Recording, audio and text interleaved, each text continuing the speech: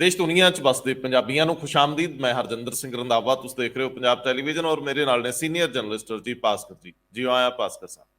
ਬਹੁਤ ਬਹੁਤ ਸ਼ੁਕਰੀਆ ਰੰਧਾਵਾ ਜੀ। ਪੰਜਾਬੀ ਦਾ ਸ਼ਬਦ ਆ ਗੋਲ ਗਲੂੰਡੀ। ਜਦੋਂ ਸਿਆਸੀ ਗੋਲ ਗਲੂੰਡੀ ਪੈਂਦੀ ਹੈ ਨਾ, ਫਿਰ ਚੀਕਾਂ ਨਿਕਲਦੀਆਂ ਨੇ। ਬਠਿੰਡਾ ਦਿਹਾਤੀ ਤੋਂ ਆਮ ਆਦਮੀ ਪਾਰਟੀ ਦੇ MLA ਅਮਿਤ ਰਤਨ ਕੋਟਫੱਤਾ ਇੱਕ ਵੱਖਰੀ ਤਰ੍ਹਾਂ ਦਾ ਵਰਤਾਰਾ ਹੈ, ਜਿਹਦੇ ਤਹਿਤ MLA ਡੌਕ 'ਚ ਨੇ। ਉਹਨਾਂ ਦੀ ਆਪਣੀ ਸੱਤਾ ਇਹ ਸਾਰੀ ਕਾਰਵਾਈ ਅੱਗੇ ਵਧਾਉਂਦੀ ਤੇ ਆਪਣੀ ਹੀ ਸੱਤਾ ਉਹਨਾਂ ਨੂੰ ਬਚਾਉਂਦੀ ਦਿਸਦੀ ਆ। ਇਹ ਦੋ ਪੱਧਰ ਤੇ ਚੱਲਦੀਆਂ ਘਟਨਾਵਾਂ ਹੈ ਜਿਹਨੂੰ ਨਿਸ਼ਾਨੇ ਤੇ ਲਿਆ ਜਾ ਰਿਹਾ। ਅੰਦਰੂਨੀ ਸਰੋਤ ਦੱਸਦੇ ਆ ਕਿ ਭਾਵੇਂ ਇਹ ਮਾਮਲਾ ਐਡਾ ਸਰਲ ਨਹੀਂ ਸੀ ਸ਼ੁਰੂਆਤ ਦੇ ਵਿੱਚ, ਪਰ ਫਿਰ ਵੀ ਇਹਨੂੰ ਸਰਲ ਸਮਝ ਕੇ ਹੱਥ ਪਾ ਲਿਆ ਗਿਆ। ਲੇਕਿਨ ਜਦੋਂ ਇਹ ਕੰਪਲੈਕਸ, ਇਹਦੀ ਜਟਲ ਪ੍ਰਕਿਰਿਆ ਸਾਹਮਣੇ ਆਈ ਤੇ ਫਿਰ ਹੋਸ਼ ਉੱਡ ਗਏ। ਫਿਰ ਚੱਲਦੇ ਟੀਵੀ ਚੈਨਲਾਂ ਤੇ ਖਬਰਾਂ ਰੁਕਵਾਈਆਂ ਗਈਆਂ। ਫਿਰ ਇਸ ਗੱਲ ਨੂੰ ਠੱਲ ਪਾਉਣ ਦੀ ਕੋਸ਼ਿਸ਼ ਕੀਤੀ ਗਈ ਔਰ ਹੁਣ ਤੱਕ ਲਗਭਗ 36 ਘੰਟੇ ਬੀਤ ਗਏ ਨੇ। ਅਜੇ ਤੱਕ MLA ਤੋਂ ਪੁੱਛਗਿੱਛ ਕਿਉਂ ਨਹੀਂ ਹੋਈ, ਉਹਨੂੰ ਸ਼ਾਮਲ ਤਫਤੀਸ਼ ਕਿਉਂ ਨਹੀਂ ਕੀਤਾ ਗਿਆ, ਇਹ ਸਵਾਲ ਤੈਰਨ ਲੱਗ ਗਿਆ। ਹੁਣ ਇੱਥੇ ਸਵਾਲ ਇਹ ਵੀ ਖੜਾ ਹੁੰਦਾ ਹੈ ਕਿ ਕੀ ਜਿਹੜੀ ਆਡੀਓ ਚੱਲ ਰਹੀ ਆ ਉਹਦੀ ਜਾਂਚ ਲਈ ਗੱਲ ਅੱਗੇ ਵੱਧ ਗਈ ਕਿ ਨਹੀਂ? ਜਿੰਨੀਆਂ ਲੋਕੇਸ਼ਨ ਸੀਗੀਆਂ, ਫੋਨ ਜਿਹੜੇ ਉਹ ਕਬਜ਼ੇ 'ਚ ਲਏ ਗਏ ਕਿ ਨਹੀਂ? ਭਾਵੇਂ ਉਹ BDPO, ਭਾਵੇਂ ਪੰਚਾਇਤ ਸੈਕਟਰੀ, ਭਾਵੇਂ MLA, ਉਹਨਾਂ ਦੇ ਸਰਕਾਰੀ PA ਰਣਬੀਰ, ਜਾਂ ਜਿੰਨੇ ਵੀ ਲੋਕ ਸ਼ਾਮਲ ਨੇ, ਕਿ ਉਹਨਾਂ ਦੇ ਫੋਨ ਡਾਟਾ ਰਿਕਵਰ ਕਰ ਲਿਆ ਗਿਆ? WhatsApp ਚੈਟਸ ਡਿਲੀਟ ਹੋਈਆਂ ਜਾਂ ਪਈਆਂ, ਉਹ ਸਾਰੀਆਂ ਰਿਕਵਰ ਕਰ ਲਈਆਂ ਗਈਆਂ ਕਿ ਨਹੀਂ? ਇਹ ਬੜੇ ਸਵਾਲ ਖੜੇ ਆ। ਵਿਰੋਧੀਆਂ ਨੇ ਆਪਣੇ ਸਵਾਲ ਖੜੇ ਕਰਤੇ ਆ, ਪਰ ਸਰਕਾਰ ਫੜਨ ਵਾਲਿਆਂ 'ਚ ਵੀ ਹੈ ਤੇ ਬਚਾਉਣ ਵਾਲਿਆਂ ਦੇ ਵਿੱਚ ਵੀ ਦੋਸ਼ ਲੱਗ ਰਹੇ ਆ। ਇਹ ਦੋ ਗੱਲਾਂ ਤੇ ਤੁਸੀਂ ਦੋਹਰੇ ਮਾਪਦੰਡਾਂ ਨਾਲ ਅੱਗੇ ਵਧੋਗੇ, ਤੁਹਾਡੀ ਆਪਣੀ ਇਮੇਜ ਕਿੱਥੇ ਖੜੀ ਹੋਊਗੀ? ਅਸੀਂ 3-4 ਖਬਰਾਂ ਹੋਰ ਲੈਣੀਆਂ ਅਤਿਮ ਨੇ। Punjab alkalies and chemicals limited PACL, ਇਹਦੇ ਤੇ ਰੌਲਾ ਬਹੁਤ ਵੱਡਾ। ਹਾਲਾਂਕਿ 2 ਮਹੀਨੇ ਪਹਿਲਾਂ, 1.5 ਮਹੀਨਾ ਪਹਿਲਾਂ ਅਸੀਂ ਦਾ ਜ਼ਿਕਰ ਕੀਤਾ ਸੀ, ਜਦੋਂ ਇਹਦੇ EMPLOYEES ਨੇ ਸਟ੍ਰਾਈਕ ਕੀਤੀ ਸੀਗੀ। EMPLOYEES ਜਿਹੜੇ ਦੂਜੇ ਅਦਾਰਿਆਂ 'ਚ ਸ਼ਿਫਟ ਕਰਤੇ ਗਏ ਸੀ, ਉਹ ਕੋਰਟ ਚਲੇ ਗਏ। ਕੋਰਟ ਤੋਂ ਬਾਅਦ ਉਹਨਾਂ ਜਾਂਚ ਮੰਗੀ ਕਿ ਇੱਕ ਅਦਾਰਾ ਜਿਹੜਾ ਘਾਟੇ 'ਚ ਨਹੀਂ ਸੀ, ਲੇਕਿਨ ਇੱਕ ਅਦਾਰਾ ਜਿਹਨੂੰ ਦੁਬਾਰਾ ਰਿਵਾਈਵ ਕਰਨ ਲਈ ਉੱਤੇ ਪੈਸੇ ਲਾਏ ਗਏ, ਹੁਣ ਉਹਨੂੰ ਇੰਨੀ ਛੋਟੀ ਅਮਾਉਂਟ 'ਚ ਕਿਉਂ ਵੇਚਤਾ ਗਿਆ? ਕੱਲ ਚੋਣ ਕਮਿਸ਼ਨ ਨੇ ਵੀ ਇੱਕ ਵੱਖਰੀ ਤਰ੍ਹਾਂ ਦਾ ਫੈਸਲਾ ਦਿੱਤਾ। ਉਧਵ ਠਾਕਰੇ ਔਰ ਸ਼ਿਵ ਸੈਨਾ ਦਾ ਜ਼ਿਕਰ ਕਰੀਏ ਤੇ ਠਾਕਰੇ ਪਰਿਵਾਰ ਦਾ ਜ਼ਿਕਰ ਇਹ ਦਹਾਕਿਆਂ ਤੋਂ ਚੱਲਿਆ ਆਉਂਦਾ ਔਰ ਇਹ ਵਿਰਾਸਤ ਬੜੀ ਵੱਡੀ ਬਣ ਗਈ। ਮਹਾਰਾਸ਼ਟਰ ਵਰਗੇ ਇੱਕ ਅਹਿਮ, ਬੰਬੇ ਵਰਗੇ ਸ਼ਹਿਰ ਦੇ ਵਿੱਚ ਜਿੰਨਾ ਇਹਨਾਂ ਦਾ ਰਸੂਖ ਰਿਹਾ, ਜਦੋਂ ਉਹਦੇ ਖਿਲਾਫ ਇੱਕ ਫੈਸਲਾ ਆ ਜਾਂਦਾ, ਲਗਭਗ 300 ਕਰੋੜ ਤੋਂ ਵੱਧ ਦੀ ਪ੍ਰਾਪਰਟੀ ਵਿਵਾਦ 'ਚ ਆ ਜਾਂਦੀ ਹੈ। ਹੁਣ ਇਹ ਭਾਵੇਂ ਸੁਪਰੀਮ ਕੋਰਟ 'ਚ ਨਜਿੱਠਿਆ ਜਾਵੇ ਮਾਮਲਾ, ਪਰ ਸਾਰੇ ਦੇਸ਼ ਦੇ ਵਿੱਚ ਪਾਰਟੀਆਂ ਔਰ ਖੇਤਰੀ ਪਾਰਟੀਆਂ ਔਰ ਸਾਰੀਆਂ ਦੇ ਹੱਥ ਕੰਬਣ ਲੱਗੇ ਕਿ ਇਹੋ ਜਿਹੇ ਫੈਸਲੇ ਜੇਕਰ ਆਉਣ ਲੱਗੇ, ਬਣੂ ਕੀ ਸਾਡਾ? ਅੱਗੇ ਚੱਲਦੇ ਆ।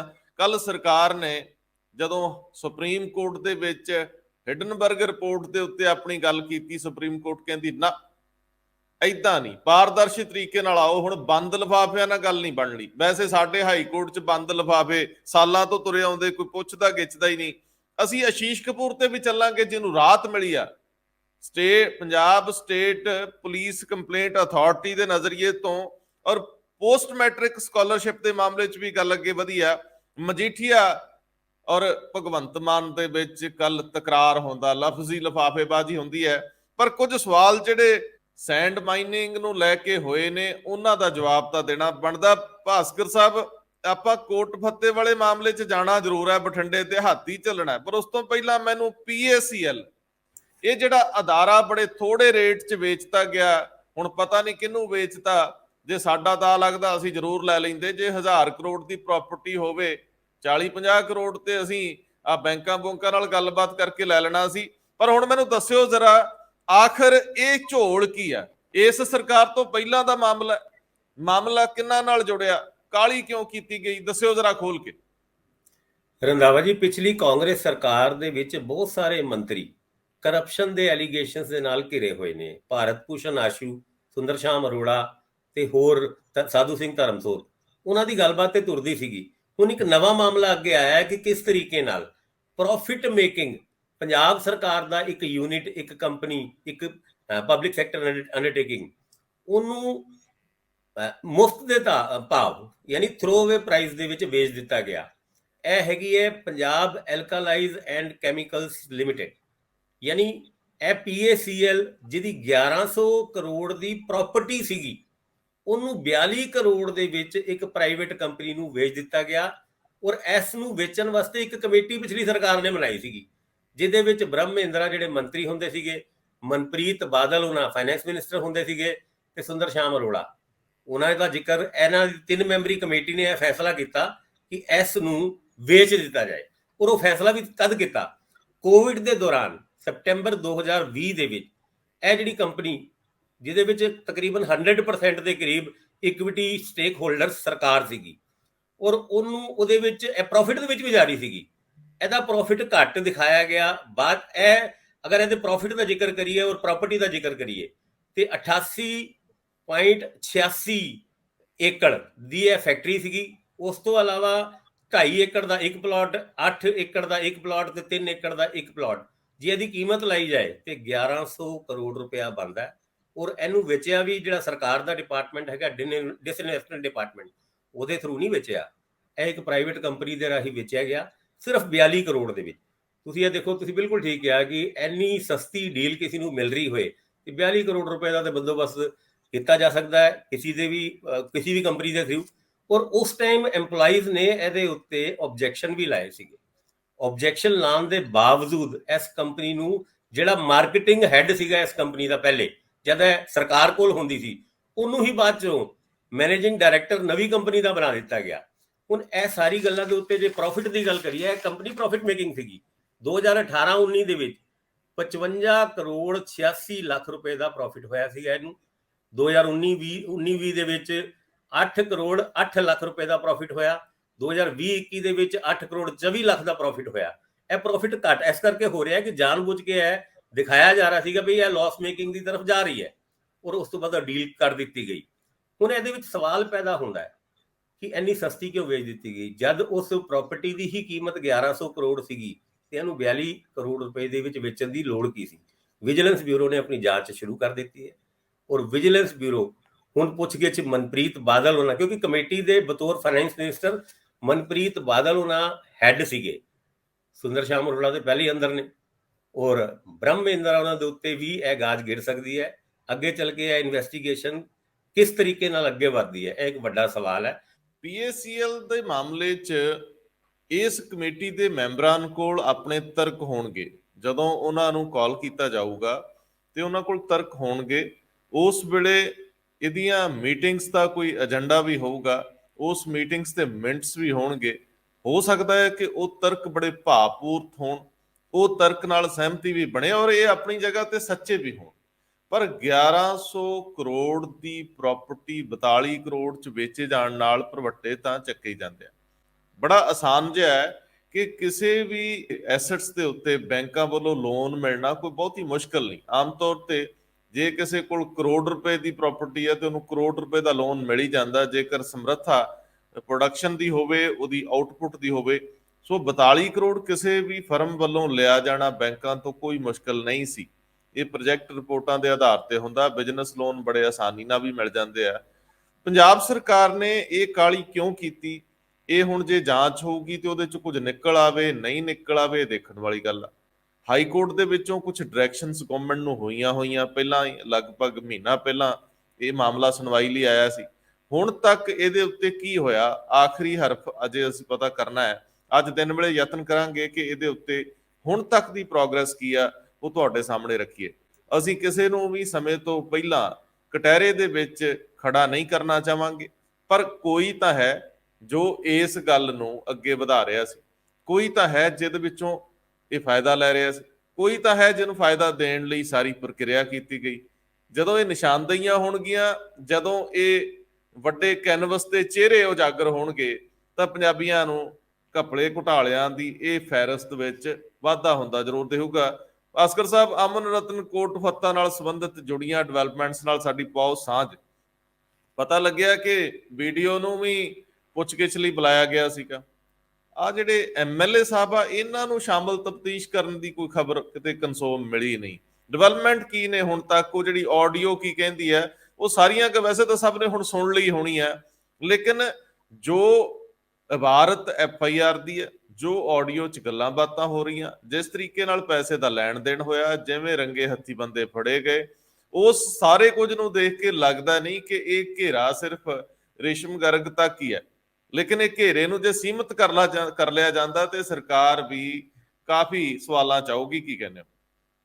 ਅਮਿਤ ਰਤਨ ਕੋਟਫੱਤਾ, ਉਹਨਾਂ ਦੇ ਖਿਲਾਫ ਵਿਜੀਲੈਂਸ ਨੇ ਕੱਲ ਪਰਸੋਂ ਕੋਈ ਜਾਂਚ ਜੀ ਸ਼ੁਰੂ ਕੀਤੀ ਜਾਂ ਨਹੀਂ ਕੀਤੀ, ਇਹ ਵੀ ਹਜੇ ਸਵਾਲਿਆਂ ਦੇ ਘੇਰੇ 'ਚ ਹੈ। ਕੱਲ ਪ੍ਰਿਤਪਾਲ ਕੁਮਾਰ ਉਹਨਾਂ ਨੇ ਇੱਕ ਆਡੀਓ ਜਾਰੀ ਕੀਤੀ, ਉਸ ਆਡੀਓ ਦੇ ਵਿੱਚ ਕਥਿਤ ਤੌਰ ਤੇ, ਕਿਉਂਕਿ ਇੱਕ ਹਿੰਦੀ ਅਖਬਾਰ ਨੇ ਜਿਹੜੀ ਐਮਐਲਏ ਦੀ ਆਵਾਜ਼ ਹੈ ਉਹਨੂੰ ਲਿਖਿਆ ਵੀ ਕੋਈ ਦੂਸਰਾ ਵਿਅਕਤੀ, ਯਾਨੀ ਐਮਐਲਏ ਦਾ ਨਾਂ ਨਹੀਂ ਲਿਖਿਆ, ਕਿਉਂਕਿ ਹਜੇ ਵਿਜੀਲੈਂਸ ਨੇ ਇਨਵੈਸਟੀਗੇਟ ਕਰਨਾ ਹੈ ਕਿ ਐਮਐਲਏ ਦੀ ਹੀ ਆਵਾਜ਼ ਹੈ।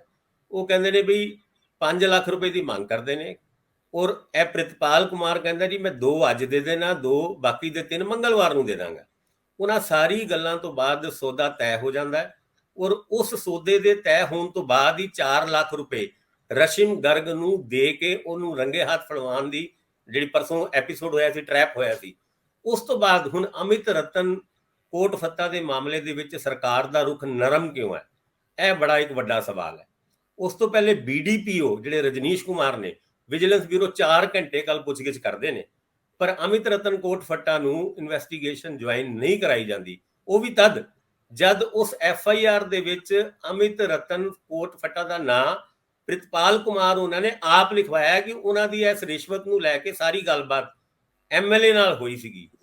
ਪਰ ਅੱਗੇ ਹੈ ਹੁਣ ਟਰੈਪ ਤੇ ਲਾਤਾ ਵਿਜੀਲੈਂਸ ਬਿਊਰੋ ਨੇ, ਔਰ ਵਿਜੀਲੈਂਸ ਬਿਊਰੋ ਅੱਜਕੱਲ ਚਰਚਾ ਦੇ ਵਿੱਚ ਬਹੁਤ ਜ਼ਬਰਦਸਤ ਤਰੀਕੇ ਨਾਲ ਰਹਿੰਦਾ ਹੈ ਕਿ ਬੜੀ ਇਮਾਨਦਾਰੀ ਨਾਲ ਬਹੁਤ ਸਾਰੇ ਕੇਸਾਂ ਦੇ ਵਿੱਚ ਅੱਗੇ ਤੇ ਵਧਦੇ ਨੇ, ਪਰ ਇਸ ਕੇਸ ਦੇ ਵਿੱਚ ਵਿਜੀਲੈਂਸ ਬਿਊਰੋ ਆਪ ਸਵਾਲਾਂ ਦੇ ਘੇਰੇ ਦੇ ਵਿੱਚ ਆ ਗਿਆ, ਕਿਉਂਕਿ ਪਹਿਲੇ ਟਰੈਪ ਲੱਗੇ। ਹੁਣ ਟਰੈਪ ਲੱਗਣ ਤੋਂ ਬਾਅਦ ਕੀ ਕਾਰਨ ਹੈ ਕਿ ਅਮਿਤ ਰਤਨ ਨੂੰ ਬਚਾਉਣ ਦੀ ਕੋਸ਼ਿਸ਼ ਕੀਤੀ ਜਾ ਰਹੀ ਹੈ। ਕੱਲ ਮੁੱਖ ਮੰਤਰੀ ਭਗਵੰਤ ਮਾਨ ਉਹਨਾਂ ਜਲੰਧਰ ਆਏ ਸੀ, ਉਹਨਾਂ ਤੋਂ ਸਵਾਲ ਪੁੱਛ ਲਿਆ, ਉਹਨਾਂ ਨੇ ਇਹ ਗੱਲ ਤੇ ਕਹੀ ਕਿਸੇ ਨੂੰ ਵੀ ਨਹੀਂ ਬਖਸ਼ਿਆ ਜਾਏਗਾ, ਭਾਵੇਂ ਆਪਣੀ ਸਾਡੀ ਪਾਰਟੀ ਦਾ ਹੋਏ। ਪਰ ਦੂਜੇ ਪਾਸੇ ਨਜ਼ਰ ਆ ਜਾਂਦਾ ਹੈ ਕਿ ਐਮਐਲਏ ਨੂੰ ਬਚਾਉਣ ਦੀ ਕੋਸ਼ਿਸ਼ ਹੋ ਰਹੀ ਹੈ। ਬਚਾਇਆ ਜਾਏਗਾ, ਬਚਾਇਆ ਜਾ ਸਕੇਗਾ, ਕੌਣ ਬਚਾਉਣ ਦੀ ਕੋਸ਼ਿਸ਼ ਕਰ ਰਿਹਾ ਹੈ? ਭਗਵੰਤ ਮਾਨ ਉਹਨਾਂ ਦੀ ਕੰਸੈਂਟ ਤੋਂ ਬਾਅਦ ਇਹ ਟਰੈਪ ਲਾਈ ਗਈ, ਵਿਜੀਲੈਂਸ ਨੇ ਐਕਸ਼ਨ ਨੋਟ ਦੇ ਵਿੱਚ ਫੜ ਕੇ ਉਹ ਰਸ਼ਮ ਗਰਗ ਨੂੰ ਫੜਿਆ ਜ਼ਰੂਰ, ਪਰ ਹੁਣ ਕੀ ਕਾਰਨ ਹੈ ਕਿ ਆਪਣੀ ਹੀ ਗੱਲ ਦੇ ਉੱਤੇ, ਆਪਣੀ ਹੀ ਇਨਵੈਸਟੀਗੇਸ਼ਨ ਦੇ ਉੱਤੇ ਅੱਗੇ ਵਧਦੇ ਅਚਾਨਕ ਹੀ ਵਿਜੀਲੈਂਸ ਰੁਕ ਜਾਂਦਾ ਹੈ, ਔਰ ਕਲੀਨ ਚਿੱਟ ਤੇ ਨਹੀਂ ਦਿੰਦਾ ਉਸ ਐਮਐਲਏ ਨੂੰ, ਪਰ ਕਲੀਨ ਚਿੱਟ ਤੋਂ ਇਲਾਵਾ ਕੋਈ ਪੁੱਛਗਿੱਛ ਨਹੀਂ ਹੁੰਦੀ। ਇਹ ਇੱਕ ਸਵਾਲਾਂ ਦੇ ਘੇਰੇ ਦੇ ਵਿੱਚ ਹੁਣ ਵਿਜੀਲੈਂਸ ਬਿਊਰੋ ਵੀ ਹੈ, ਸਰਕਾਰ ਵੀ ਹੈ ਕਿ ਇਮਾਨਦਾਰੀ ਦੇ ਮੁੱਦੇ ਦੇ ਉੱਤੇ ਜਾਂ ਕੱਟੜ ਇਮਾਨਦਾਰ ਕਹਿਣ ਵਾਲੀ ਆਪਣੇ ਆਪ ਨੂੰ ਸਰਕਾਰ ਆਪਣੇ ਹੀ ਐਮਐਲਏ ਦੇ ਮੁੱਦੇ ਦੇ ਉੱਤੇ ਪਿੱਛੇ ਕਿਉਂ ਜਾ ਰਹੀ ਹੈ, ਅੱਗੇ ਕਿਉਂ ਨਹੀਂ ਵਧ ਰਹੀ? ਇਹ ਇੱਕ ਸਵਾਲ ਹੈਗਾ। ਅਗਲਾ ਸਵਾਲ ਵੀ ਇਹਨਾਂ ਚੀਜ਼ਾਂ ਨਾਲ ਹੀ ਜੁੜਦਾ ਹੈ। ਦੇਖੋ, ਮਜੀਠੀਆ ਬਿਕਰਮ ਸਿੰਘ ਅਕਾਲੀ ਦਲ ਦੇ ਵੱਡੇ ਆਗੂ ਨੇ, ਦੂਜੇ ਨੰਬਰ ਦੇ ਆਗੂ ਨੇ ਇਸ ਵੇਲੇ ਸੁਖਬੀਰ ਸਿੰਘ ਬਾਦਲ ਤੋਂ ਬਾਅਦ, ਔਰ ਉਹਨਾਂ ਨੇ ਇੱਕ ਪ੍ਰੈਸ ਕਾਨਫਰੰਸ ਕੀਤੀ ਸੀ ਪਰਸੋਂ, ਇੱਕ ਉਹਨਾਂ ਨੇ ਕੱਲ ਕੀਤੀ ਹੈ, ਔਰ ਬਿਕਰਮ ਸਿੰਘ ਮਜੀਠੀਆ ਦਾ ਨਾਂ ਲੈ ਕੇ ਭਗਵੰਤ ਮਾਨ ਉਹਨਾਂ ਨੂੰ ਸਵਾਲਾਂ 'ਚ ਲਿਆ ਰਹੇ ਸੀ। ਪਰ ਜਿਹੜੇ ਸਵਾਲ ਬਿਕਰਮ ਮਜੀਠੀਆ ਨੇ ਉਠਾਏ ਆ, ਇੱਕ ਡਾਇਰੈਕਟਰ ਮਾਈਨਿੰਗ ਨੂੰ ਲੈ ਕੇ ਸਸਪੈਂਸ਼ਨ ਮੰਗੀ ਹੈ, ਕੁਝ ਐਸੇ ਠੇਕੇਦਾਰ ਜਿਨ੍ਹਾਂ ਦੇ ਖਿਲਾਫ ਪਹਿਲਾਂ ਭਗੌੜਾ ਪ੍ਰਕਿਰਿਆ ਵੀ ਚਾਲੂ ਕੀਤੀ ਗਈ ਹੋਵੇ, ਉਹਨਾਂ ਨੂੰ ਦੁਬਾਰਾ ਉਹ ਠੇਕੇ ਦਿੱਤੇ ਜਾਣ ਦੇ ਸਵਾਲ ਵੀ ਉਠਾਏ ਆ। ਭਾਸਕਰ ਸਾਹਿਬ, ਇਹ ਸਾਰੀ ਵਿਸਥਾਰ ਸਾਂਝੀ ਕਰੋ ਜਰਾ, ਆਖਿਰਕਾਰ ਇਹਦੇ ਵਿੱਚ ਕੀ ਝੋਲ ਆ? ਕਿਉਂਕਿ ਮਾਈਨਿੰਗ ਦੇ ਉੱਤੇ ਪਿਛਲੀਆਂ 2 ਸਰਕਾਰਾਂ ਦਾ ਕਾਫੀ ਰੌਲਾ ਰਿਹਾ, ਹੁਣ ਇਹਨਾਂ ਨੇ ਆਣ ਕੇ ਜਿਹੜੀਆਂ ਖੱਡਾਂ ਲੋਕਾਂ ਦੇ ਨਾਂ ਕਰਨੀਆਂ ਸ਼ੁਰੂ ਕਰਤੀਆਂ, ਸਰਕਾਰੀ ਖੱਡਾਂ, ਉਹਦੇ ਨਾਲ ਰੇਤੇ ਦੇ ਰੇਟ ਤੇ ਫਰਕ ਤਾਂ ਪਿਆ। ਲੋਕਾਂ ਦੇ ਵਿੱਚ ਇਸ ਗੱਲ ਨੂੰ ਲੈ ਕੇ ਹੁੰਗਾਰਾ ਹਾਂ ਪੱਖੀ ਆ ਕਿ ਜਿਹੜੀ ਰੇਤ ਬਹੁਤ ਮਹਿੰਗੀ ਮਿਲ ਰਹੀ ਸੀ, ਪ੍ਰਾਈਵੇਟ ਬੰਦੇ ਵੀ ਹੁਣ ਰੇਟ ਜੈਨੂਨ ਰੇਟ ਦੇਣ ਲੱਗ ਗਏ ਨੇ, ਕਿਉਂਕਿ ਕੰਪੀਟੀਸ਼ਨ ਵਰਗੀ ਗੱਲ ਹੋ ਰਹੀ ਆ। ਔਰ ਇਹਦੇ 'ਚ 150 ਖੱਡਾਂ ਮੁੱਖ ਮੰਤਰੀ ਨੇ ਕਿਹਾ ਅਸੀਂ ਲੋਕਾਂ ਦੇ ਨਾਂ ਕਰ ਦਿਆਂਗੇ ਅਗਲੇ ਕੁਝ ਦਿਨਾਂ 'ਚ। ਜੇ ਪੰਜਾਬ 'ਚ 150 ਖੱਡਾਂ ਹੋਣਗੀਆਂ ਤੇ ਕੰਪੀਟੀਸ਼ਨ ਦੇ ਵਿੱਚ ਰੇਟ ਆਪਣੇ ਆਪ ਥੱਲੇ ਆ ਜਾਣਗੇ। ਪਰ ਜਿਹੜੇ ਬਿਕਰਮ ਮਜੀਠੀਆ ਨੇ ਸਵਾਲ ਉਠਾਏ ਤੇ ਬਿਕਰਮ ਮਜੀਠੀਆ ਦੇ ਉੱਤੇ ਮੁੱਖ ਮੰਤਰੀ ਨੇ ਉਠਾਏ ਆ, ਇਹਦੇ ਵਿਚਲੀ ਕੜੀ ਕੀ ਆ, ਝੋਲ ਕੀ ਆ, ਰੌਲਾ ਕੀ ਆ? ਆਖਿਰਕਾਰ ਬਿਨਾਂ ਤੱਥਾਂ ਤੋਂ ਮਜੀਠੀਆ ਮੇਰਾ ਨਹੀਂ ਖਿਆਲ ਕੁਛ ਤਾਂ ਇਨਫੋਰਮੇਸ਼ਨ ਸਾਂਝੀ ਕੀਤੀ ਗਈ ਹੈ, ਔਰ ਇਨਫੋਰਮੇਸ਼ਨ ਹਮੇਸ਼ਾ ਅੰਦਰੋਂ ਆਉਂਦੀ ਹੈ। ਅਸੀਂ ਜਾਣਦੇ ਹਾਂ ਕਿ ਇਨਫੋਰਮੇਸ਼ਨ ਉਹਨਾਂ ਘੇਰਿਆਂ ਚੋਂ ਆਉਂਦੀ ਹੈ ਜਿੱਥੇ ਕੁਝ ਹੋ ਰਿਹਾ ਹੁੰਦਾ, ਤੱਥਾਂ ਸਮੇਤ ਆਉਂਦੀ ਹੁੰਦੀ ਹੈ ਜੀ। ਰੇਤ ਮਾਫੀਆ ਦੇ ਉੱਤੇ ਪਰਸੋਂ ਵਿਕਰਮ ਸਿੰਘ ਮਜੀਠੀਆ ਉਹਨਾਂ ਨੇ ਇੱਕ ਪ੍ਰੈਸ ਕਾਨਫਰੰਸ ਕੀਤੀ, ਬਹੁਤ ਵੱਡੇ ਇਲਜ਼ਾਮ ਸਰਕਾਰ ਦੇ ਉੱਤੇ ਲਾਏ। ਰਾਕੇਸ਼ ਚੌਧਰੀ ਜਿਹੜਾ ਮਾਈਨਿੰਗ ਦਾ ਇੱਕ ਬਹੁਤ ਵੱਡਾ ਕੰਟਰੈਕਟਰ ਹੈ, ਉਹਨੂੰ ਕਿਸ ਤਰੀਕੇ ਨਾਲ ਕੰਟਰੈਕਟ ਰਿਵਾਈਵ ਕੀਤੇ ਗਏ, ਪਹਿਲੇ ਉਹਦੇ ਉੱਤੇ ਸਵਾਲ ਉਠਾਏ ਗਏ, ਉਹਦੇ ਉੱਤੇ ਕੇਸ ਵੀ ਕੀਤੇ ਗਏ, ਬਾਅਦ ਚ ਉਹਨੂੰ ਪੀਓ ਡਿਕਲੇਅਰ ਕੀਤਾ ਗਿਆ। ਇਹ ਗੱਲ ਵਿਕਰਮ ਸਿੰਘ ਮਜੀਠੀਆ ਉਹਨਾਂ ਨੇ ਕੀਤੀ ਸੀਗੀ, ਔਰ ਬਾਅਦ ਚੋਂ ਉਹਨੂੰ ਹੀ ਦੁਬਾਰਾ ਉਹ ਮਾਈਨਸ ਅਲਾਟ ਕਰ ਦਿੱਤੀ ਗਈ। ਸਵਾਲ ਵੱਡੇ ਸੀਗੇ, ਸਰਕਾਰ ਦਾ ਜਵਾਬ ਆਇਆ ਕਿ ਰਾਕੇਸ਼ ਚੌਧਰੀ ਨੂੰ ਇਸ ਕਰਕੇ ਉਹ ਮਾਈਨਸ ਦੁਬਾਰਾ ਅਲਾਟ ਕੀਤੀ ਗਈ ਕਿਉਂਕਿ ਹਾਈ ਕੋਰਟ ਤੋਂ ਉਹਨਾਂ ਨੂੰ ਸਟੇ ਮਿਲ ਗਿਆ ਸੀ। ਜਿੱਥੇ ਤੱਕ ਪੀਓ ਡਿਕਲੇਅਰ ਕਰਨ ਦੀ ਗੱਲ ਆ, ਉਹ ਕਹਿੰਦੇ ਪੀਓ ਡਿਕਲੇਅਰ ਹੋਣ ਤੋਂ ਪਹਿਲੇ ਹੀ ਰਾਕੇਸ਼ ਸਿੰਘ ਚੌਧਰੀ ਉਹਨਾਂ ਨੇ ਆਪਣੇ ਆਪ ਨੂੰ ਸਰੈਂਡਰ ਕਰਾ ਦਿੱਤਾ ਸੀਗਾ, ਔਰ ਬਾਅਦ ਚੋਂ ਉਹਨਾਂ ਨੂੰ ਜੇਲ੍ਹ ਦੇ ਵਿੱਚ ਵੀ ਰਹਿਣਾ ਪਿਆ ਸੀ। ਇਹ ਮੁੱਦਾ ਹੁਣ ਅੱਗੇ ਵੱਧਦਾ ਨਜ਼ਰ ਆ ਰਿਹਾ। ਮਾਈਨਿੰਗ ਦੇ ਮੁੱਦੇ ਦੇ ਉੱਤੇ ਜਦ ਵਿਕਰਮ ਸਿੰਘ ਮਜੀਠੀਆ ਉਹਨਾਂ ਬੋਲਦੇ ਨੇ ਤੇ ਏਦਾਂ ਲੱਗਦਾ ਹੈ ਕਿ ਬਈ it is coming from the horse's mouth. Reason ਕਿ ਇਹਨਾਂ ਦੇ ਉੱਤੇ ਸਭ ਤੋਂ ਜ਼ਿਆਦਾ ਐਲੀਗੇਸ਼ਨ ਕਦੀ ਅਕਾਲੀ ਸਰਕਾਰ ਦੇ ਉੱਤੇ ਲੱਗਦੇ ਸੀਗੇ ਕਿ ਮਾਈਨਿੰਗ ਮਾਫੀਆ ਨੂੰ ਪੈਟਰੋਨੇਜ ਦਿੰਦੇ ਨੇ। ਅੱਜ ਉਹੀ ਸਰਕਾਰ ਦੇ ਉੱਤੇ ਇਲਜ਼ਾਮ ਲਾ ਰਹੇ ਨੇ। ਸਰਕਾਰ ਕਾਰਨਰ ਦੇ ਵਿੱਚ ਨਜ਼ਰ ਆ ਰਹੀ ਹੈ। ਕੱਲ ਵਿਕਰਮ ਸਿੰਘ ਮਜੀਠੀਆ ਉਹਨਾਂ ਨੇ ਜਿਹੜੇ ਮਾਈਨਿੰਗ ਡਾਇਰੈਕਟਰ ਨੇ ਡੀਪੀਐਸ ਖਰਬੰਦਾ, ਉਹਨਾਂ ਦੇ ਅਗੇਂਸਟ ਐਕਸ਼ਨ ਲੈਣ ਦੀ ਵੀ ਗੱਲ ਕੀਤੀ ਕਿ ਉਹਨਾਂ ਦੀ ਕਾਰਗੁਜ਼ਾਰੀ ਕਰਕੇ ਹੀ ਮਾਈਨਿੰਗ ਮਾਫੀਆ ਫਲ ਫੁੱਲ ਰਿਹਾ ਔਰ ਅੱਗੇ ਚੱਲ ਕੇ ਉਹਨਾਂ ਨੂੰ ਹੀ ਕੰਟਰੈਕਟ ਮਿਲ ਰਹੇ ਨੇ। ਇਹ ਮੁੱਦਾ ਹੁਣ ਗਰਮਾ ਤੇ ਗਿਆ, ਔਰ ਉਹ ਵੀ ਤਦ ਜਦ ਸਰਕਾਰ ਨੇ ਪਬਲਿਕ ਮਾਈਨਸ ਖੋਲ ਕੇ ਲੋਕਾਂ ਨੂੰ 5.5 ਰੁਪਏ ਪ੍ਰਤੀ ਫਿਟ ਰੇਤ ਦੇਣ ਦੀ ਗੱਲ ਕੀਤੀ ਹੈ, ਔਰ ਗੱਲ ਅੱਗੇ ਵੀ ਤੁਰ ਰਹੀ ਹੈ। ਪਰ ਇਹਨਾਂ ਸਾਰੀ ਗੱਲਾਂ ਦੇ ਵਿੱਚ ਮਾਫੀਆ ਦਾ ਜ਼ਿਕਰ ਔਰ 20,000 ਕਰੋੜ ਰੁਪਏ ਇਸ ਮਾਈਨਿੰਗ ਬਿਜ਼ਨਸ ਦੇ ਥਰੂ ਸਰਕਾਰ ਦੇ ਕਮਾਨ ਦਾ ਉਹ ਦਾਵਾ ਔਰ ਵਾਅਦਾ, ਉਹ ਕਿਸੇ ਨਾ ਕਿਸੇ ਜਗ੍ਹਾ ਰੁਲ ਕੇ ਜ਼ਰੂਰ ਰਹਿ ਗਏ। ਇੱਕ ਸਵਾਲ ਹੋਰ ਹਾਈ ਕੋਰਟ ਚੋਂ ਐਡਰੈਸ ਹੋਇਆ। ਆਸ਼ੀਸ਼ ਕਪੂਰ ਜਿਹੜੇ ਸਸਪੈਂਡਡ AIG ਨੇ ਪੰਜਾਬ ਪੁਲਿਸ ਦੇ ਵਿਜੀਲੈਂਸ ਦੇ ਵਿੱਚ ਕਾਫੀ ਅਹਿਮ ਜਾਂਚਾਂ 'ਚ ਇਹ ਸ਼ਾਮਲ ਰਹੇ, ਹੁਣ ਇਹ ਜੁਡੀਸ਼ੀਅਲ ਕਸਟਡੀ ਦੇ ਵਿੱਚ ਹੈਗੇ, ਵਿਜੀਲੈਂਸ ਦੀ ਹਿਰਾਸਤ ਦੇ ਵਿੱਚ। ਉਹਨਾਂ ਦੇ ਖਿਲਾਫ ਪੰਜਾਬ ਪੁਲਿਸ ਕੰਪਲੇਂਟਸ ਅਥਾਰਟੀ ਨੇ, ਸਟੇਟ ਪੁਲਿਸ ਕੰਪਲੇਂਟਸ ਅਥਾਰਟੀ ਦੇ ਸਤੀਸ਼ ਚੰਦਰਾ ਨੇ ਇੱਕ ਵਾਰੀ ਫਿਰ ਜਾਂਚ ਅੱਗੇ ਵਧਾਈ ਸੀਗੀ। ਮਾਮਲਾ ਸੀਗਾ ਜਿਹੜਾ ਇੱਕ ਰੇਪ ਨਾਲ ਜੁੜਿਆ, ਔਰ ਹੁਣ ਹਾਈ ਕੋਰਟ ਨੇ ਨਵੀਂ ਜਾਂਚ ਤੇ ਰੋਕ ਲਾ ਕੇ ਸਰਕਾਰ ਤੋਂ ਜਵਾਬ ਮੰਗ ਲਿਆ। ਹਾਈ ਕੋਰਟ ਦੇ ਵਿੱਚ ਆਸ਼ੀਸ਼ ਕਪੂਰ ਗਏ ਸੀਗੇ। ਇਸ ਕੇਸ ਨੂੰ ਵੀ ਹਲਕਾ ਜਿਹਾ ਐਡਰੈਸ ਕਰ ਦਿਓ, ਕਿਉਂਕਿ ਇਹ ਮਾਮਲਾ ਗਵਰਨਰ ਨੇ ਵੀ ਪਿਛਲੇ ਦਿਨਾਂ 'ਚ ਉਠਾਇਆ ਸੀ ਚਿੱਠੀ ਦੇ ਰੂਪ ਵਿੱਚ, ਤੁਹਾਨੂੰ ਯਾਦ ਹੋਣਾ ਕਿ ਇਹਦੇ ਉੱਤੇ ਜਾਂਚ ਕਿਉਂ ਨਹੀਂ ਹੋ ਰਹੀ। ਔਰ ਉਸ ਤੋਂ ਬਾਅਦ ਇੱਕ ਨਵੀਂ SIT ਵੀ ਗਠਿਤ ਹੋ ਚੁੱਕੀ ਹੈ। ਕੀ ਕਹਿੰਦੇ ਹੋ? ਸਟੇਟ ਪੁਲਿਸ ਕੰਪਲੇਂਟ ਅਥਾਰਟੀ, ਤੁਹਾਨੂੰ ਯਾਦ ਹੋਏਗਾ ਪਿਛਲੇ ਦਿਨਾਂ ਦੇ ਵਿੱਚ ਇੱਕ ਉਹ SIT ਜਿਹੜੇ ਪੂਨਮ ਰਾਜਨ ਜਿਹੜੀ ਜੇਲ੍ਹ ਦੇ ਵਿੱਚ ਬੰਦ ਸੀ, ਕਥਿਤ ਤੌਰ ਤੇ ਉਹਨਾਂ ਦੇ ਨਾਲ ਰੇਪ ਆਸ਼ੀਸ਼ ਕਪੂਰ ਨੇ ਕੀਤਾ ਸੀਗਾ, ਉਹ ਗੱਲ ਅੱਗੇ ਤੁਰਦੇ ਹੋਏ ਸਤੀਸ਼ ਚੰਦਰਾ ਉਹਨਾਂ ਕੋਲ ਇਹ ਸਾਰੀ ਗੱਲ ਔਰ ਉਹ ਸਾਰੀ ਜਾਂਚ ਕਮੇਟੀ ਪੇਸ਼ ਹੋਈ ਸੀ। ਸਵਾਲ ਖੜੇ ਕੀਤੇ ਗਏ ਔਰ ਬਾਅਦ ਚੋਂ ਇੱਕ ਨਵੀਂ SIT ਬਣਾ ਕੇ ਇਹਦੀ ਇਨਵੈਸਟੀਗੇਸ਼ਨ ਨੂੰ ਅੱਗੇ ਤੋਰਨ ਦੀ ਗੱਲ ਕੀਤੀ ਗਈ। ਆਸ਼ੀਸ਼ ਕਪੂਰ ਉਹਨਾਂ ਹਾਈ ਕੋਰਟ ਦੇ ਵਿੱਚ ਗਏ ਔਰ ਹਾਈ ਕੋਰਟ ਨੇ ਮੈਰਿਟ ਦੇ ਬੇਸ ਤੇ ਰੀ ਇਨਵੈਸਟੀਗੇਸ਼ਨ ਦੇ ਵਾਸਤੇ ਫਿਲਹਾਲ ਰੋਕ ਜ਼ਰੂਰ ਲਾਤੀ ਹੈ, ਔਰ ਨਾਲ ਦੇ ਨਾਲ ਸਰਕਾਰ ਨੂੰ ਇਸ ਮੁੱਦੇ ਦੇ ਉੱਤੇ ਨੋਟਿਸ ਜਾਰੀ ਕਰਤਾ ਹੈ। ਫਿਲਹਾਲ ਰਾਹਤ ਆਸ਼ੀਸ਼ ਕਪੂਰ ਨੂੰ ਉਸ ਸਟੇ ਦੇ ਰਾਹੀਂ ਮਿਲੀ ਜ਼ਰੂਰ ਹੈ, ਪਰ ਇਹ ਅੱਗੇ ਚੱਲ ਕੇ ਕੀ ਮੋੜ ਲੈਂਦੀ ਹੈ, ਪੂਨਮ ਰਾਜਨ ਉਹਨਾਂ ਦੀ ਕੰਪਲੇਂਟ ਦੇ ਉੱਤੇ ਕਿਉਂ ਐਕਸ਼ਨ ਨਹੀਂ ਹੋਇਆ, ਕੀ ਪੁਰਾਣੀ SIT ਨੇ ਉਸ ਨੂੰ ਸਹੀ ਤਰੀਕੇ ਨਾਲ ਇਨਵੈਸਟੀਗੇਟ ਨਹੀਂ ਕੀਤਾ, ਇਹ ਤੇ ਕੰਪਲੇਂਟ ਅਥਾਰਟੀ ਜਾਂ ਸਤੀਸ਼ ਚੰਦਰਾ ਉਹਨਾਂ ਨੇ ਇਹ ਗੱਲ ਉਜਾਗਰ ਕੀਤੀ ਸੀਗੀ। ਔਰ ਉਹਨਾਂ ਨੇ ਖਾਸ ਕਰਕੇ ਉਹ ਜਿਹੜੇ ਪੁਰਾਣੀ SIT ਦੇ ਮੈਂਬਰ ਸੀਗੇ, ਉਹਨਾਂ ਨੇ ਸਤੀਸ਼ ਚੰਦਰਾ ਉਹਨਾਂ ਦੇ ਸਾਹਮਣੇ ਇਹ ਗੱਲ ਮੰਨੀ ਸੀਗੀ। ਇਹ ਗੱਲ ਸਾਨੂੰ ਸੂਤਰਾਂ ਨੇ ਦੱਸੀ ਸੀਗੀ ਕਿ ਵੀ ਅਸੀਂ ਉਹਨੂੰ ਇਨਵੈਸਟੀਗੇਟ ਸਹੀ ਤਰੀਕੇ ਨਾਲ ਨਹੀਂ ਕਰ ਪਾਏ, ਪਰ ਹੁਣ ਇਹ ਗੱਲ ਫਿਲਹਾਲ ਸਟੇ ਦੇ ਰੂਪ ਵਿੱਚ ਆਸ਼ੀਸ਼ ਕਪੂਰ ਵਾਸਤੇ ਇੱਕ ਰਾਹਤ ਦੇ ਤੌਰ ਤੇ ਜ਼ਰੂਰ ਦੇਖੀ ਜਾ ਸਕਦੀ। ਇਹਦੇ ਵਿੱਚ ਇਹ ਵੀ ਦੇਖਣ ਵਾਲੀ ਗੱਲ ਹੈ ਕਿ ਪੰਜਾਬ ਸਰਕਾਰ ਵੱਲੋਂ ਕੌਣ ਪੇਸ਼ ਹੋਏ, ਉਹਨਾਂ ਨੇ ਉੱਥੇ ਕਿੰਨੀ ਕੁ ਜ਼ੋਰਦਾਰ ਬਹਿਸ ਕੀਤੀ। ਦੂਜੀ ਗੱਲ, ਪੂਨਮ ਰਾਜਨ ਵੱਲੋਂ ਵੀ ਕੋਈ ਵਕੀਲ ਹਾਜ਼ਰ ਹੋਏ ਕਿ ਨਹੀਂ ਹੋਏ, ਕੋਰਟ ਨੇ ਉਹਨਾਂ ਨੂੰ ਕਿੰਨਾ ਕੁ ਸੁਣਿਆ, ਇਹ ਤਾਂ ਜਦੋਂ ਤਫਸੀਲ ਆਊਗੀ ਇਹਦੇ ਬਾਰੇ ਫਿਰ ਅਸੀਂ ਤੁਹਾਡੇ ਨਾਲ ਸਾਂਝ ਪਾਵਾਂਗੇ। ਪਰ ਕੀ ਇਸ ਸਬੰਧ ਦੇ ਵਿੱਚ ਗਵਰਨਮੈਂਟ ਕੋਈ ਦੁਬਾਰਾ ਵੀ ਚਾਰਾਜੋਈ ਕਰੂਗੀ? ਕਿਉਂਕਿ SIT ਜੇ ਅੱਗੇ ਨਹੀਂ ਵੱਧਦੀ, ਜੇ ਇਹ ਰੋਕ ਲੱਗ ਜਾਂਦੀ ਇੱਕ ਵਾਰੀ, ਜਾਂ ਸਰਕਾਰ ਦਾ ਜਿਹੜਾ ਜਵਾਬ ਹੋਊਗਾ ਨੋਟਿਸ ਦੇ ਰੂਪ ਦੇ ਵਿੱਚ, ਉਹ ਕਿਵੇਂ ਕੀ ਇਹ ਸਟੇ ਵਕੇਟ ਕਰਵਾ ਲਿਆ ਜਾਊਗਾ? ਇਹ ਸਵਾਲ ਅਹਿਮ ਨੇ, ਕਿਉਂਕਿ ਇਹਨਾਂ ਮਾਮਲਿਆਂ 'ਚ ਲੋਕ ਇਨਸਾਫ ਹੁੰਦਾ ਜ਼ਰੂਰ ਵੇਖਣਾ ਚਾਹੁੰਦੇ ਆ ਤਾਂ ਕਿ ਉਦਾਹਰਨ ਵੀ ਸੈੱਟ ਹੋ ਸਕੇ। ਅਗਲਾ ਮਾਮਲਾ ਵੀ ਕੁਝ ਇਸੇ ਤਰ੍ਹਾਂ ਦਾ, ਪਰ ਮੈਨੂੰ ਲੱਗਦਾ ਉਹਨੂੰ ਆਪਾਂ ਪਿੱਛੇ ਛੱਡ ਦਿੰਦੇ ਹਾਂ, ਪੋਸਟ ਮੈਟ੍ਰਿਕ ਨਾਲ ਸੰਬੰਧਿਤ ਹੈ। ਪਰ ਉਸ ਤੋਂ ਪਹਿਲਾਂ ਮੈਨੂੰ ਜ਼ਿਆਦਾ ਭਾਸਕਰ ਸਾਹਿਬ ਅਹਿਮ ਲੱਗ ਰਿਹਾ ਕਿ ਜਿਹੜਾ ਚੋਣ ਕਮਿਸ਼ਨ ਹੈ, ਭਾਰਤ ਦਾ ਚੋਣ ਕਮਿਸ਼ਨ, ਉਹਦੇ ਕੋਲੇ ਮਾਮਲਾ ਜਾਂਦਾ ਸ਼ਿਵ ਸੈਨਾ ਵਾਲਾ। ਸ਼ਿਵ ਸੈਨਾ ਵੰਡੀ ਗਈ ਸੀਗੀ, ਇੱਕ ਠਾਕਰੇ ਪਰਿਵਾਰ, ਦੂਜਾ ਸ਼ਿੰਦੇ ਕਦੇ ਠਾਕਰੇ ਸਾਹਿਬ ਦੇ ਵੀ ਕਾਫੀ ਨੇੜੇ ਹੁੰਦੇ ਸੀ, ਔਰ ਉਧਵ ਠਾਕਰੇ ਅੱਜ ਕੱਲ ਲੀਡ ਕਰ ਰਿਹਾ, ਉਹਨਾਂ ਦਾ ਪੁੱਤਰ ਵੀ ਉਹਨਾਂ ਦੇ ਨਾਲ ਹੈ।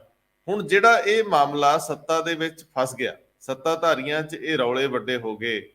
ਹਾਲਾਂਕਿ ਗੱਦੀ ਤਾਂ ਗਵਾਈ ਹੈ ਸ਼ਿਵ ਸੈਨਾ ਨੇ ਉੱਥੇ, ਠਾਕਰੇ ਪਰਿਵਾਰ ਨੇ ਖਾਸ ਤੌਰ ਤੇ, ਸ਼ਿਵ ਸੈਨਾ ਕੋਲ ਤੇ ਅਜੇ ਵੀ ਹੈ, ਪਰ ਉਸ ਤੋਂ ਬਾਅਦ ਇੱਕ ਹਮਦਰਦੀ ਲਹਿਰ ਵੀ ਮਹਾਰਾਸ਼ਟਰ ਦੇ ਵਿੱਚ, ਬੰਬੇ ਦੇ ਵਿੱਚ ਇਹਨਾਂ ਨੂੰ ਮਿਲ ਰਹੀ ਸੀਗੀ। ਇਸੇ ਵੇਲੇ ਇੱਕ ਵੱਡਾ ਝਟਕਾ ਚੋਣ ਕਮਿਸ਼ਨ ਨੇ ਦਿੱਤਾ ਕਿ ਜਿੰਨਾ ਚੋਣ ਨਿਸ਼ਾਨ ਤੋਂ ਲੈ ਕੇ ਬਾਕੀ ਚੀਜ਼ਾਂ ਨੇ ਉਹ ਸ਼ਿੰਦੇ ਧੜੇ ਦੇ ਹੱਕ 'ਚ ਆ ਗਈਆਂ। ਇਹ ਇਸ ਕਰਕੇ ਵੀ ਸ਼ੌਕਿੰਗ ਹੋਊਗਾ ਕਿ ਜਿਨ੍ਹਾਂ ਨੇ ਪਾਰਟੀ ਬਣਾਈ, ਚਲਾਈ, ਵੱਡੀ ਕੀਤੀ, ਸਾਰਾ ਕੁਝ, ਉਹ ਹਾਸ਼ੀਏ ਤੇ ਖੜੇ ਰਹਿ ਗਏ, ਤੇ ਦੂਜੇ ਲੋਕ ਜਿਹੜੇ ਸੱਤਾ ਦੇ ਪਾਵਰ ਦੇ ਨੇੜੇ ਨੇ, ਉਹਨਾਂ ਦੇ ਹੱਕ 'ਚ ਫੈਸਲਾ ਆ ਗਿਆ। ਨੋ ਡਾਊਟ ਇਹ ਫੈਸਲੇ ਚੈਲੰਜ ਹੋਣਗੇ, ਏਡੀ ਛੇਤੀ ਇੰਪਲੀਮੈਂਟ ਹੁੰਦੇ ਤਾਂ ਨਹੀਂ, ਪਰ ਇਹਦੇ ਅਸਰ ਜਿਹੜੇ ਆ ਭਾਸਕਰ ਸਾਹਿਬ, ਉਹ ਜ਼ਰੂਰ ਸਾਂਝੇ ਕਰੋ। ਕੱਲ ਨੂੰ ਇਹ ਮਾਮਲੇ ਪੰਜਾਬ ਦੀਆਂ ਪਾਰਟੀਆਂ ਨਾਲ ਵੀ ਜੁੜ ਸਕਦੇ, ਖੇਤਰੀ ਪਾਰਟੀਆਂ ਨਾਲ। ਇਹ ਮਾਮਲੇ ਕਿਸੇ ਹੋਰ ਜਗ੍ਹਾ ਤੇ ਕਿਸੇ ਲੋਕਲ ਪਾਰਟੀ 'ਚ ਸਪਲਿਟ ਹੁੰਦਾ, ਟੁੱਟ ਭੱਜ ਹੁੰਦੀ, ਉੱਥੇ ਵੀ ਇੱਕ ਧੜੇ ਨੂੰ ਮਾਨਤਾ ਮਿਲ ਜਾਂਦੀ, ਤਾਂ ਇਹ ਰੌਲੇ ਵੱਡੇ ਹੋਣਗੇ। ਇਹਦੇ ਅਸਰਾਂ ਤੇ ਗੱਲ ਕਰੋ ਜ਼ਰਾ। ਕੱਲ ਇਲੈਕਸ਼ਨ ਕਮਿਸ਼ਨ ਨੇ ਇੱਕ ਫੈਸਲਾ ਕੀਤਾ ਜਿਹਦੇ ਵਿੱਚ ਏਕਨਾਥ ਸ਼ਿੰਡੇ, ਜਿਹੜੇ ਅੱਜ ਕੱਲ੍ਹ ਮਹਾਰਾਸ਼ਟਰ ਦੇ ਮੁੱਖ ਮੰਤਰੀ ਹੈ, ਉਹਨਾਂ ਦੇ ਹੱਕ ਵਿੱਚ, ਯਾਨੀ ਜਿਹੜਾ ਦੋ ਫਾੜ ਹੋਈ ਸੀਗੀ ਸ਼ਿਵ ਸੈਨਾ, ਉਹਦੇ ਵਿੱਚ ਏਕਨਾਥ ਸ਼ਿੰਡੇ ਦੇ ਨਾਲ ਜ਼ਿਆਦਾ ਐਮਐਲਏ ਤੇ ਐਮਪੀ ਜਿਹੜੇ ਯੂਨਾਈਟਿਡ ਸ਼ਿਵ ਸੈਨਾ ਦੇ ਮੈਂਬਰ ਹੁੰਦੇ ਸੀ, ਉਹ ਇੱਥੇ ਆ ਗਏ ਸੀਗੇ। ਉਸ ਬੇਸ ਤੇ ਚੁਣਾਵ ਕਮਿਸ਼ਨ ਨੇ ਏਕਨਾਥ ਸ਼ਿੰਡੇ ਨੂੰ ਪਾਰਟੀ ਦੇ ਸਿੰਬਲ ਯਾਨੀ ਤੀਰ ਕਮਾਨ ਦੇ ਉੱਤੇ ਵੀ ਹੱਕ ਦਿੱਤਾ, ਤੇ ਪ੍ਰਾਪਰਟੀ, ਜਿੰਨੀ ਵੀ ਪ੍ਰਾਪਰਟੀ ਸ਼ਿਵ ਸੈਨਾ ਦੀ ਸੀਗੀ, ਉਹਦੇ ਉੱਤੇ ਵੀ ਹੱਕ ਹੁਣ ਸ਼ਿੰਦੇ ਗੁੱਟ ਨੂੰ ਮਿਲ ਚੁੱਕਿਆ ਹੈ ਇਲੈਕਸ਼ਨ ਕਮਿਸ਼ਨ ਦੇ ਉਸ ਡਿਸੀਜਨ ਦੇ ਰਾਹੀਂ। ਹੁਣ ਇਹਦਾ ਅਸਰ ਕੀ ਪਏਗਾ? ਹਾਲਾਂਕਿ ਉਧਵ ਠਾਕਰੇ ਉਹਨਾਂ ਨੇ ਜ਼ਰੂਰ ਇੱਕ ਸਟੇਟਮੈਂਟ ਦਿੱਤੀ ਹੈ ਕਿ ਉਹ ਸੁਪਰੀਮ ਕੋਰਟ ਦਾ ਦਰਵਾਜ਼ਾ ਖਟਖਟਾਣਗੇ, ਔਰ ਇਹ ਕੇਸ ਆਲਰੇਡੀ ਸੁਪਰੀਮ ਕੋਰਟ ਦੇ ਵਿੱਚ ਚੱਲਦਾ ਪਿਆ ਹੈ। ਔਰ ਪਹਿਲੇ ਸੁਪਰੀਮ ਕੋਰਟ ਨੇ ਇਲੈਕਸ਼ਨ ਕਮਿਸ਼ਨ ਦੇ ਉੱਤੇ ਰੋਕ ਲਾਈ ਸੀ ਕਿ ਉਹ ਇਸ ਮੁੱਦੇ ਤੇ ਕੋਈ ਵੀ ਫੈਸਲਾ ਨਾ ਕਰਨ, ਪਰ 27 ਸਪਟੈਂਬਰ ਲਾਸਟ ਈਅਰ ਉਹਨਾਂ ਨੇ ਇਹ ਰੋਕ ਹਟਾ ਲਈ ਸੀ ਔਰ ਕਿਹਾ ਸੀਗਾ ਕਿ ਇਲੈਕਸ਼ਨ ਕਮਿਸ਼ਨ ਇਸ ਮੁੱਦੇ ਤੇ ਫੈਸਲਾ ਕਰ ਸਕਦਾ ਹੈ। ਕੱਲ ਇਸ ਫੈਸਲਾ ਆਉਣ ਤੋਂ ਬਾਅਦ ਹੁਣ ਫਰਕ ਕੀ ਪਏਗਾ? ਹੁਣ ਅਗਰ ਸ਼ਿਵ ਸੈਨਾ ਦੀ ਟੋਟਲ ਪ੍ਰਾਪਰਟੀ ਦੀ ਗੱਲ ਕਰੀਏ ਤੇ 334 ਕਰੋੜ ਦੀ ਪ੍ਰਾਪਰਟੀ ਹੈ, ਜਿਹਦੇ ਉੱਤੇ ਹੁਣ ਸ਼ਿੰਦੇ ਗੁੱਟ ਦਾ ਹੱਕ ਹੋਏਗਾ। 82 ਦਫ਼ਤਰ ਨੇ ਮਹਾਰਾਸ਼ਟਰ ਦੇ ਵੱਖ-ਵੱਖ ਜ਼ਿਲ੍ਹਿਆਂ ਦੇ ਵਿੱਚ, ਉਹਦੇ ਉੱਤੇ ਵੀ ਸ਼ਿੰਦੇ ਗੁੱਟ ਦਾ ਕਬਜ਼ਾ ਹੋਏਗਾ। ਔਰ ਸਭ ਤੋਂ ਇੰਟਰਸਟਿੰਗ ਗੱਲ ਹੈਗੀ ਹੈ, ਮਾਤੋਸ਼ਰੀ, ਜਿਹੜਾ ਬਾਲ ਠਾਕਰੇ ਉਹਨਾਂ ਦਾ ਘਰ ਵੀ ਹੁੰਦਾ ਸੀਗਾ, ਮੁੱਖ ਦਫ਼ਤਰ ਵੀ ਹੁੰਦਾ ਸੀਗਾ, ਉਹਦੇ ਫਸਟ ਫਲੋਰ ਔਰ ਸੈਕੰਡ ਫਲੋਰ ਉਹ ਤੇ ਉਧਵ ਠਾਕਰੇ ਉਹਨਾਂ ਦੇ ਨਾਂ ਤੇ ਹੋ ਗਏ ਸੀਗੇ। ਗਰਾਊਂਡ ਫਲੋਰ ਹਜੇ ਵੀ ਸ਼ਿਵ ਸੈਨਾ ਦੇ ਨਾਂ ਤੇ ਹੈ, ਤੇ ਹੁਣ ਗਰਾਊਂਡ ਫਲੋਰ ਤੇ ਸ਼ਿੰਦੇ ਉਹਨਾਂ ਬੈਠਣਗੇ, ਫਸਟ ਫਲੋਰ ਤੇ ਉਧਵ ਠਾਕਰੇ, ਤੇ ਸੈਕੰਡ ਫਲੋਰ ਤੇ ਆਦਿਤਿਆ ਠਾਕਰੇ। ਐਦਾਂ ਦੇ ਹਾਲਾਤ ਵੀ ਪੈਦਾ ਹੋ ਗਏ ਨੇ। ਚਲੋ ਸੁਪਰੀਮ ਕੋਰਟ ਦੇ ਵਿੱਚ ਇਹ ਗੱਲ ਤੇ ਤੁਰੇਗੀ, ਤੁਸੀਂ ਬਿਲਕੁਲ ਠੀਕ ਕਿਹਾ। ਇਹਦੇ ਰਿਪਰਕੇਸ਼ਨਸ ਹੋਰ ਪੋਲੀਟੀਕਲ ਪਾਰਟੀ ਵਾਸਤੇ ਵੀ ਹੋ ਸਕਦੇ ਨੇ। ਬਹੁਤ ਸਾਰੀ ਪੋਲੀਟੀਕਲ ਪਾਰਟੀਆਂ ਜਿਹਦੇ ਵਿੱਚ ਬਿਖਰਾਵ ਔਰ ਆਪਣੇ ਆਪ ਵਿੱਚ ਜਿਹੜੇ एकजुटता ਨਾ ਹੋ ਕੇ ਸਪਲਿਟ ਹੋ ਚੁੱਕੀ ਹੈ, ਉਹਦੇ ਵਿੱਚ ਜਿਹੜੇ ਗੁੱਟ ਦੇ ਵਿੱਚ ਐਮਐਲਏ ਐਮਪੀ ਜ਼ਿਆਦਾ ਹੋਣਗੇ ਉਹਨੂੰ ਮਾਨਤਾ ਅੱਗੇ ਚੱਲ ਕੇ ਇਲੈਕਸ਼ਨ ਕਮਿਸ਼ਨ ਦੇਗਾ। ਇੱਕ ਉਦਾਹਰਣ ਵੀ ਸੈੱਟ ਹੋ ਗਿਆ ਹੈ ਜੋ ਕਿ ਡੈਮੋਕ੍ਰੇਸੀ ਵਾਸਤੇ ਖਤਰਾ ਹੈ। ਔਰ ਇਸ ਗੱਲ ਦਾ ਹੀ ਜ਼ਿਕਰ ਜਿਹੜੇ ਸੰਜੇ ਰਾਉਤ ਨੇ, ਸ਼ਿਵ ਸੈਨਾ ਦੇ ਐਮਪੀ, ਉਹ ਕਹਿੰਦੇ ਨੇ ਕਿ ਵੀ ਇਹ ਤੇ ਉਦਾਂ ਦੇ ਹਾਲਾਤ ਪੈਦਾ ਹੋ ਗਏ ਕਿ ਕਿਸੇ ਵੀ ਪੋਲੀਟੀਕਲ ਪਾਰਟੀ ਤੇ ਜ਼ਿਆਦਾ ਐਮਐਲਏ ਔਰ ਐਮਪੀ ਖਰੀਦ ਕੇ ਤੁਸੀਂ ਉਸ ਪਾਰਟੀ ਦੇ ਉੱਤੇ ਹੀ ਕਬਜ਼ਾ ਕਰ ਸਕਦੇ ਹੋ। ਇਹ ਡੈਮੋਕ੍ਰੇਸੀ ਵਾਸਤੇ ਬੜੀ ਇੱਕ ਖਤਰਨਾਕ ਦੀ ਚੀਜ਼ ਹੈਗੀ ਹੈ। ਔਰ ਇਸ ਵਾਸਤੇ ਅਸੀਂ ਸੁਪਰੀਮ ਕੋਰਟ ਦੇ ਵਿੱਚ ਇਸ ਗੱਲ ਨੂੰ ਉਠਾ ਕੇ ਨਿਆਂ ਮੰਗਾਂਗੇ। ਇਹ ਤਾਂ ਬਣਦਾ ਹੀ ਆ, ਨਿਆਂ ਤਾਂ ਉਹ ਮੰਗਣਗੇ, ਪਰ ਵੇਖਣ ਵਾਲੀ ਗੱਲ ਆ ਕਿ ਇਹਨਾਂ ਨੂੰ ਰਾਹਤ ਕਿੰਨੀ ਕੁ ਮਿਲਦੀ, ਕਿਉਂਕਿ ਜਿੱਥੋਂ ਤੱਕ ਐਮਐਲਏਜ਼ ਔਰ ਜਿੱਥੋਂ ਤੱਕ ਐਮਪੀਜ਼ ਦਾ ਸਵਾਲ ਉਹਨਾਂ ਨਾਲ ਜ਼ਿਆਦਾ, ਤੇ ਮੈਨੂੰ ਤਾਂ ਸ਼ੱਕ ਪੈਂਦਾ ਵੀ ਜਦੋਂ ਕਿਸੇ ਦਾ ਪੱਲੜਾ ਭਾਰੀ ਹੋਵੇ ਫਿਰ ਬਹੁਤ ਸਾਰੇ ਹੋਰ ਵੀ ਤਿਆਰ ਹੋ ਜਾਂਦੇ ਹੁੰਦੇ ਆ ਵੀ ਸੱਤਾ ਦਾ ਸੁੱਖ ਤੇ ਮਾਣਾਂਗੇ ਹੀ, ਤੇ ਨਾਲੇ ਜਦੋਂ ਅਸਲੀਅਤ ਦੇ ਵਿੱਚ ਕਿਸੇ ਹੋਰ ਤੇ ਤਾਜ ਸਿਰ ਤੇ ਰੱਖਿਆ ਜਾਊਗਾ ਤੇ ਇਹ ਨਾ ਹੋਵੇ ਵੀ ਅਸੀਂ ਕਿਤੇ ਪਛੜ ਜਾਈਏ। ਮੈਨੂੰ ਲੱਗਦਾ ਹੈ ਕਿ ਰਹਿੰਦੇ ਵੀ ਸੰਭਾਲਣੇ ਬਹੁਤ ਔਖੇ ਹੋਣਗੇ ਉਧਵ ਠਾਕਰੇ ਨੂੰ। ਪਰ ਚਲੋ, ਕਿਉਂਕਿ ਸਾਡੇ ਤੋਂ ਥੋੜਾ ਜਿਹਾ ਹਟਵਾ ਮਾਮਲਾ ਹੈ, ਨੀਜ ਲਾ ਕੇ ਤਾਂ ਨਹੀਂ ਵੇਖਿਆ ਜਾ ਸਕਦਾ, ਦੂਰਬੀਨ ਨਾਲ ਵੇਖਾਂਗੇ ਕੀ ਵਾਪਰਦਾ। ਤੇ ਸੁਪਰੀਮ ਕੋਰਟ ਦਾ ਹੀ ਦੂਜਾ ਮਾਮਲਾ, ਜਿਹਦੇ ਵਿੱਚ ਅਡਾਨੀ ਮਾਮਲੇ 'ਚ ਹਿਡਨਬਰਗ ਦੀ ਰਿਪੋਰਟ ਨੂੰ ਲੈ ਕੇ ਸੁਣਵਾਈ ਹੋਈ। ਉਹ ਸੁਣਵਾਈ ਦੇ ਵਿੱਚ ਸੁਪਰੀਮ ਕੋਰਟ ਕਹਿੰਦੀ ਹੈ ਕਿ ਕੁਝ ਵੀ ਸੀਲਬੰਦ ਨਹੀਂ, ਇੱਥੇ ਤਾਂ ਪੂਰਾ ਸਭ ਪਾਰਦਰਸ਼ੀ ਹੋਊਗਾ, ਟਰਾਂਸਪੇਰੈਂਟ ਹੋਊਗਾ। ਅਸੀਂ ਕਮੇਟੀ ਬਣਾਵਾਂਗੇ। ਇਹ ਸਾਰੇ ਮਾਮਲੇ ਨੂੰ ਵੀ ਜ਼ੁਬਾਨ ਦਿਓ ਜ਼ਰਾ। ਸੀਲਬੰਦ ਲਿਫਾਫਿਆਂ ਦੇ ਉੱਤੇ ਪੰਜਾਬ ਦੇ ਹਾਈ ਕੋਰਟ ਦੇ ਵਿੱਚ ਤੇ ਪੰਗਾ ਪਿਆ ਹੋਇਆ ਹੈ, ਜਿਹੜੀ ਹੁਣ 28 ਮਾਰਚ ਨੂੰ ਡੇਟ ਲੱਗੀ ਹੈ ਵੀ ਕਹਿੰਦੇ ਲਿਫਾਫੇ ਖੁੱਲਣਗੇ ਕਿ ਨਹੀਂ ਖੁੱਲਣਗੇ, ਬਾਅਦ ਚ ਹੋਣਗੇ। ਲੇਕਿਨ ਸੁਪਰੀਮ ਕੋਰਟ ਦੇ ਵਿੱਚ ਵੀ ਕੇਂਦਰ ਸਰਕਾਰ ਨੇ ਇੱਕ ਬੰਦ ਲਿਫਾਫੇ ਦੇ ਵਿੱਚ ਕੁਝ ਨਾਂ ਭੇਜੇ। ਉਹ ਨਾਂ ਸੀਗੇ, ਪਿਛਲੇ ਦਿਨਾਂ ਦੇ ਵਿੱਚ ਸੁਪਰੀਮ ਕੋਰਟ ਨੇ ਇੱਕ ਸੁਜੈਸ਼ਨ ਦਿੱਤਾ ਸੀਗਾ ਸਰਕਾਰ ਨੂੰ, ਕੇਂਦਰ ਸਰਕਾਰ ਨੂੰ, ਕਿ ਅਸੀਂ ਕਿਉਂ ਨਾ ਇੱਕ ਰਿਟਾਇਰਡ ਸੁਪਰੀਮ ਕੋਰਟ ਦੇ ਜੱਜ ਦੀ ਲੀਡਰਸ਼ਿਪ ਦੇ ਵਿੱਚ ਇੱਕ ਕਮੇਟੀ ਬਣਾਈਏ, ਜੋ ਹਿੰਡਨਸਬਰਗ ਜਿਹੜੀ ਅਮਰੀਕਨ ਇੱਕ ਰਿਸਰਚ ਏਜੰਸੀ ਹੈਗੀ ਹੈ, ਜਿਹਨੇ ਇੱਕ ਰਿਪੋਰਟ ਦਿੱਤੀ ਸੀ ਅਡਾਨੀ ਉਹਨਾਂ ਦੀ ਕੰਪਨੀਆਂ ਦੇ ਖਿਲਾਫ ਕਿ ਉਹ ਮੈਨੀਪੂਲੇਸ਼ਨ ਕਰਦੇ ਨੇ, ਉਹਨਾਂ ਨੇ ਆਪਣਾ ਪੈਸਾ ਆਪਣੀ ਕੰਪਨੀਆਂ ਦੇ ਵਿੱਚ ਸ਼ੇਅਰਾਂ ਦੇ ਵਿੱਚ ਉਤਾਰ ਚੜਾਵ ਮੈਨੀਪੂਲੇਸ਼ਨ ਦੇ ਜ਼ਰੀਏ ਕੀਤੇ ਨੇ। ਤੇ ਕਿਉਂ ਨਾ ਉਸ ਸਾਰੀ ਕਮੇਟੀ ਦੀ ਜਾਂਚ ਇੱਕ ਕਮੇਟੀ ਤੋਂ ਕਰਾ ਲਈ ਜਾਏ।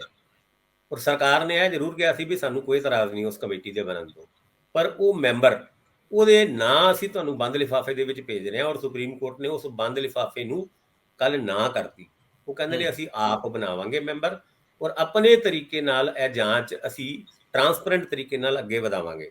ਇਹ ਸਰਕਾਰ ਵਾਸਤੇ ਇੱਕ ਬੜਾ ਵੱਡਾ ਝਟਕਾ ਹੈ। ਉਹ ਵੀ ਤਦ ਜਦ ਸਰਕਾਰ ਨੇ ਉਸ ਕਮੇਟੀ ਦੇ ਵਾਸਤੇ ਹਾਂ ਤੇ ਕਰਤੀ ਸੀ, ਪਰ ਨਾਲ ਦੇ ਨਾਲ ਇਹ ਵੀ ਕਿਹਾ ਸੀਗਾ ਸੁਪਰੀਮ ਕੋਰਟ ਦੇ ਵਿੱਚ ਕਿ ਟਰਮਸ ਐਂਡ ਰੈਫਰੈਂਸ ਇੱਦਾਂ ਦੇ ਰੱਖੇ ਜਾਣ ਉਸ ਜਾਂਚ ਦੇ ਕਿ ਕੌਮਾਂਤਰੀ ਪੱਧਰ ਤੇ ਕਿਤੇ ਇਹ ਮੈਸੇਜ ਨਾ ਜਾਏ ਕਿ ਅਸੀਂ ਆਪਣੀ ਦੇਸ਼ ਦੀ ਇੱਕ ਵੱਡੀ ਕੰਪਨੀ ਦੇ ਖਿਲਾਫ ਜਾਂਚ ਆਰਡਰ ਕਰ ਰਹੇ ਹਾਂ। ਪਰ ਚਲੋ ਹੁਣ ਇਹ ਗੱਲ ਸੁਪਰੀਮ ਕੋਰਟ ਦੀ ਨਾ ਤੋਂ ਬਾਅਦ ਉਸ ਕਮੇਟੀ ਉਹ ਪ੍ਰੋਬ ਹੁਣ ਅੱਗੇ ਵੱਧਦੀ ਨਜ਼ਰ ਆਏਗੀ, ਔਰ ਕਿੰਨੀ ਕੁ ਮੁਸ਼ਕਿਲਾਂ ਸਰਕਾਰ ਦੀ ਔਰ ਅਡਾਨੀ ਉਹਨਾਂ ਦੀ ਇਸ ਗੱਲ ਤੋਂ ਵੱਧਦੀ ਹੈ, ਇਹ ਆਉਣ ਵਾਲੇ ਟਾਈਮ ਵਿੱਚ ਹੀ ਪਤਾ ਲੱਗੂ। ਦੇਖੋ, ਦੋ ਕੁ ਖਬਰਾਂ ਭਾਸਕਰ ਸਾਹਿਬ ਹੋਰ ਬੜੀਆਂ ਅਹਿਮ ਸੀਗੀਆਂ, ਜੇ ਆਪਾਂ ਉਹਨਾਂ ਨੂੰ ਦੇਖੀਏ। ਇੱਕ ਤਾਂ ਹਾਈ ਕੋਰਟ ਦੇ ਵਿੱਚ ਹੀ ਸ਼੍ਰੋਮਣੀ ਕਮੇਟੀ ਦੀ ਉਹ ਪਟੀਸ਼ਨ ਆਉਂਦੀ ਹੈ, ਜਿਹਦੇ ਵਿੱਚ ਡੇਰਾ ਮੁਖੀ ਨੂੰ, ਸਿਰਸਾ ਦੇ ਡੇਰਾ ਮੁਖੀ ਨੂੰ ਪੈਰੋਲ ਦੇਣ ਦੇ ਖਿਲਾਫ ਇਹਨਾਂ ਨੇ ਆਪਣੀ ਅਰਜ਼ੀ ਲਾਈ। ਉੱਥੇ ਹਰਿਆਣਾ ਸਰਕਾਰ ਕਹਿੰਦੀ ਹੈ ਕਿ ਇਹ ਕੋਈ ਹਾਰਡਕੋਰ ਅਪਰਾਧੀ ਨਹੀਂ, ਇਹ ਕੋਈ ਹਾਰਡਕੋਰ ਅਪਰਾਧੀ ਨਹੀਂ, ਤੇ ਇਹਦਾ ਜੇਲ੍ਹ ਦੇ ਵਿੱਚ ਵਿਹਾਰ ਬੜਾ ਠੀਕ ਹੈ ਤੇ ਚੰਗੇ ਚਾਲ ਚੱਲਣ ਕਰਕੇ ਇਹਨੂੰ ਪੈਰੋਲ ਦਿੱਤੀ ਜਾਂਦੀ ਹੈ, ਇਹਦੇ 'ਚ ਕੋਈ ਮਾੜੀ ਗੱਲ ਨਹੀਂ। ਹੁਣ ਅਪਰਾਧੀ ਹੋਣਾ ਨਹੀਂ ਹੋਣਾ, ਜੇ ਅਦਾਲਤਾਂ ਦੇ ਡਿਸੀਜਨ ਤੋਂ ਬਾਅਦ ਵੀ ਅਸੀਂ ਨਹੀਂ ਮੰਨਦੇ, ਫਿਰ ਇਹਨੂੰ ਮੰਨਾਂਗੇ ਕਿਵੇਂ? ਜੇ ਬਲਾਤਕਾਰ ਨੂੰ ਤੁਸੀਂ ਅਪਰਾਧ ਨਹੀਂ ਮੰਨਦੇ ਤੇ ਕਿਹਨੂੰ ਮੰਨੋਗੇ? ਜੇਕਰ ਕਤਲਾਂ ਨੂੰ ਤੁਸੀਂ ਅਪਰਾਧ ਨਹੀਂ ਮੰਨਦੇ ਤੇ ਕਿਹਨੂੰ ਮੰਨੋਗੇ? ਮੈਨੂੰ ਤਾਂ ਸਮਝ ਨਹੀਂ ਆਈ ਭਾਸਕਰ ਸਾਹਿਬ। ਇਹ ਮਾਮਲੇ ਇਸੇ ਤਰ੍ਹਾਂ ਹੀ ਚੱਲਦੇ ਰਹਿੰਦੇ ਨੇ, ਕੋਈ ਇਹਨਾਂ ਦੀ ਕੋਈ ਪੁੱਛਗਿੱਛ ਹੁੰਦੀ ਤਾਂ ਹੈ ਨਹੀਂ। ਇਸੇ ਤਰੀਕੇ ਨਾਲ ਵਾਰਸ ਪੰਜਾਬ ਦੀ ਜਥੇਬੰਦੀ ਦੇ ਮੁਖੀ ਅੰਮ੍ਰਿਤਪਾਲ ਦੇ ਖਿਲਾਫ ਵੀ ਇੱਕ ਸ਼ਿਕਾਇਤ ਹੋਈ ਆ, ਕੋਈ FIR ਹੋਈ ਆ, ਉਹਨਾਂ ਨੂੰ ਸ਼ਾਮਲ ਤਫਤੀਸ਼ ਹੋਣਾ ਪਏਗਾ, ਇਸ ਤਰ੍ਹਾਂ ਲੱਗ ਰਿਹਾ। ਤੀਜਾ ਮਾਮਲਾ ਜਿਹੜਾ ਮੈਨੂੰ ਲੱਗਦਾ ਕਿ ਤੁਹਾਡੇ ਨਾਲ ਡਿਸਕਸ ਕਰਨ ਵਾਲਾ ਹੈ, ਕੱਲ ਦੋ ਮੰਤਰੀ ਬੈਠੇ ਸੀ, ਹਰਪਾਲ ਚੀਮਾ ਤੇ ਡਾਕਟਰ ਬਲਜੀਤ ਕੌਰ, ਤੇ ਜਿਹੜਾ ਪੋਸਟ ਮੈਟ੍ਰਿਕ ਸਕਾਲਰਸ਼ਿਪ ਨਾਲ ਜੁੜਿਆ ਘਪਲਾ ਘੁਟਾਲਾ ਹੈ, ਜਿਹਦੇ 'ਚ ਇਹਨਾਂ ਨੇ ਕੁਝ ਬੰਦੇ ਬਾਹਰ ਦਾ ਰਸਤਾ ਉਹਨਾਂ ਨੂੰ ਵਿਖਾਤਾ ਸੀ, ਉਹਦੇ ਸੰਬੰਧੀ ਵੀ ਕੁਝ ਨਵੇਂ ਤੱਥ ਨਵਾਂ ਬਣਾ ਰਿਹਾ। ਸਰਕਾਰ ਕੀ ਕਹਿ ਰਹੀ ਆ? ਜਾਂਚ ਵਿਜੀਲੈਂਸ ਦੇ ਹਵਾਲੇ ਹੋ ਗਈ ਆ। ਇਹਦੇ ਉੱਤੇ ਕੋਈ ਆਪਣੀ ਟਿੱਪਣੀ ਦਿਓ, ਫਿਰ ਖਤਮ ਕਰਦੇ ਹਾਂ।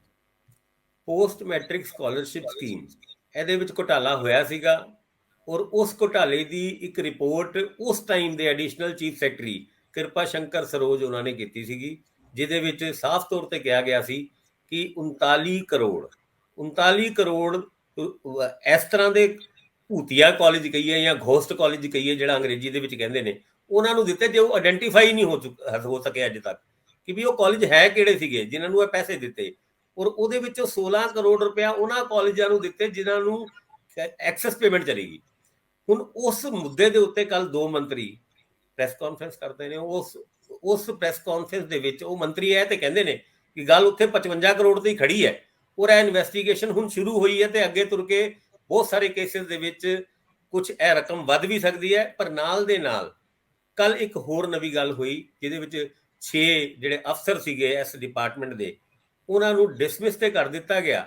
ਪਰ ਡਿਸਮਿਸ ਕਰਨ ਤੋਂ ਬਾਅਦ ਜਿਹੜੀ ਇੱਕ ਵਿਨੀ ਮਹਾਜਨ ਨੇ 3 ਮੈਂਬਰੀ ਕਮੇਟੀ ਬਣਾਈ ਸੀ, ਤੁਹਾਨੂੰ ਯਾਦ ਹੋਏਗਾ, ਜਦ ਧਰਮਸੋਤ ਉਹਨਾਂ ਦੇ ਖਿਲਾਫ ਕਿਰਪਾ ਸ਼ੰਕਰ ਸਰੋਜ ਉਹਨਾਂ ਨੇ ਉਹ ਆਪਣੀ ਰਿਪੋਰਟ ਦਿੱਤੀ ਸੀ। ਉਸ ਕਮੇਟੀ ਦੇ 3 IAS ਆਫੀਸਰ ਮੈਂਬਰ ਸੀਗੇ, ਜਿਹਦੇ ਵਿੱਚੋਂ ਜਸਪਾਲ ਸਿੰਘ, ਕੈਪ ਸਿਨਹਾ ਤੇ ਵਿਵੇਕ ਪ੍ਰਤਾਪ ਸਿੰਘ। ਉਹਨਾਂ ਨੇ ਕਲੀਨ ਚਿੱਟ ਦਿੱਤੀ ਸੀ ਕਿ ਧਰਮਸੋਤ ਉਹਨਾਂ ਨੂੰ। ਹੁਣ ਉਹ ਕਲੀਨ ਚਿੱਟ ਦੇਣ ਦੇ ਮੁੱਦੇ ਦੇ ਉੱਤੇ ਵੀ ਕੀ ਇਨਵੈਸਟੀਗੇਸ਼ਨ ਅੱਗੇ ਸ਼ੁਰੂ ਹੋਏਗੀ? ਉਹ ਕਿਸ ਬੇਸ ਦੇ ਉੱਤੇ ਕਲੀਨ ਚਿੱਟ ਦਿੱਤੀ ਗਈ ਸੀ? ਕੈਪਟਨ ਅਮਰਿੰਦਰ ਸਿੰਘ ਉਹਨਾਂ ਨੇ ਵੀ ਧਰਮਸੋਤ ਉਹਨਾਂ ਨੂੰ ਆਪਣੇ ਪੱਧਰ ਤੇ ਕਲੀਨ ਚਿਟ ਦਿੱਤੀ ਸੀ।